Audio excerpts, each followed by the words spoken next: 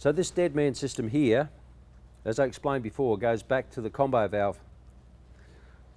It's important to keep these in good repair. Don't drag them along the ground.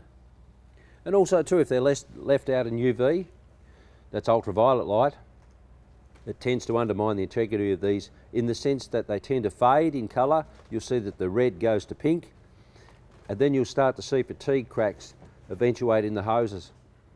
So what I'm saying to you is when you finish with this blast hose, you'll stow it in the appropriate manner, wind it up, put it away, and don't leave it laying out in the elements for any period or length of time that's unnecessary.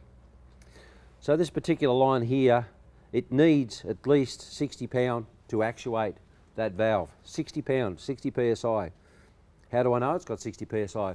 Ultimately, you're putting 100 psi into the blast pot itself from the mince up coupling and the bull hose. So you're looking for 100 psi to come through the pot.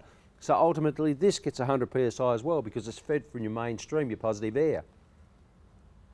If you're only getting 60 psi, that means you're only getting 60 psi in the pot, and your blast appropriation will be dramatically diminished. What we do with these particular lines is we make sure that they're tight. So remember what I said, the positive air is quarter, the return air is eighth inch fitting. So always make sure they're tight. Never use thread tape on them or thread sealant because they are a male to female seat, which is an olive arrangement, and they'll seat of their own volition once you screw them up tight enough anyway. These are crimp fittings on here. We prefer the crimp fittings primarily because the worm drive clamps are susceptible to damage, and also too they can come undone by constantly moving the hoses around.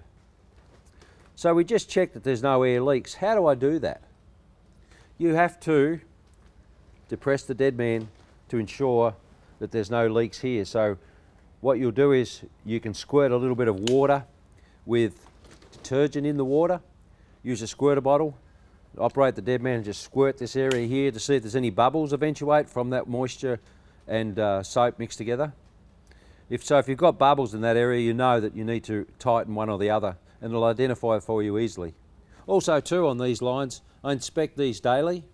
I inspect the lines daily primarily because I have to ensure that these twin lines haven't been compromised by accidental damage, cut, run over, whatever.